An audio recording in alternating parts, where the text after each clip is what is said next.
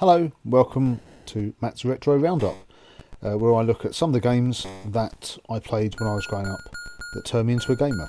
So this one is on the Atari 2600. It's by the publisher Imagic, and it is Dragonfire. God, this is a simple game, but just incredibly addictive. Set over two screens. Basically, you're a prince. You have to go and get as much of your treasure back from a dragon who's keeping it as you can. The first part is running across this courtyard on a castle. You've got high and low fireballs you have to duck, and then you come into the dragon's chamber here. You have to run around very quickly, get all of the items that he's keeping, and once you get the last one, a little door opens and you can get out. You have to watch the speed of the fireballs here. They are really, really quick. And as you get further through, the more you advance, your character gets really, really fast, and the frequency of the fireballs gets really fast. This level is trickier than it looks. They travel at different speeds.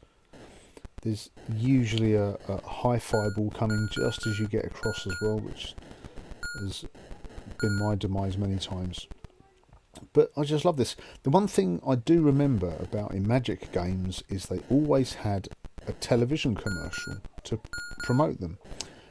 So this is obviously before the days of YouTube or the internet, and you had to get promoting your product the same way that you would promote cars and new homes and films, and that was to use television. So it was probably quite an expensive existence, and maybe one of the reasons why the gaming industry didn't really last long the first time round.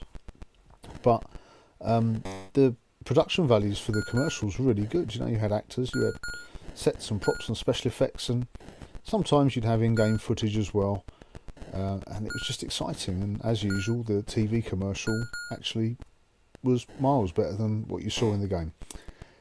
But this is just such a good game. I played this for hours.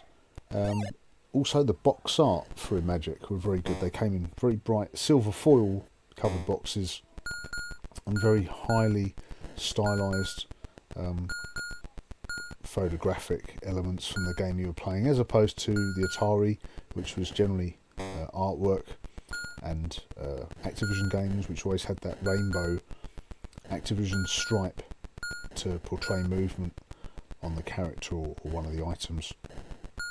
So the Imagic games were always something to really enjoy, right from the moment you picked it up over the counter, taking it home in the car or on the bus, and then getting the cartridge out, chucking it in the console, and playing the game. This is also a little bit...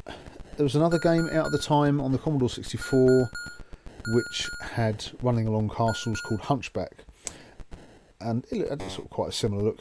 One of the most striking things about this is the fact that you're running from right to left all the time, and it's really counterintuitive. You tend to want to run from left to right, especially these days. Now we've been spoiled with Super Mario Brothers and games of similar level design, but this, you run to the left, and it really is hard to play these days because that dynamic is so ingrained in us to go from left to right.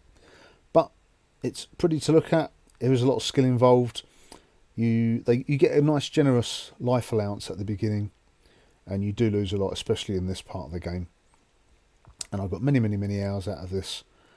Still play it all the time. Whenever I power the Atari 2600 up, I'm always looking for Dragonfire to throw back in. Very simple, two screens, very fast. You've just got to time your moment right, just like I didn't.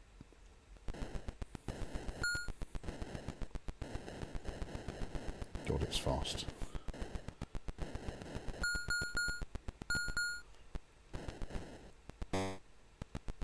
Oh, and that's it. Until next time then, thanks for watching.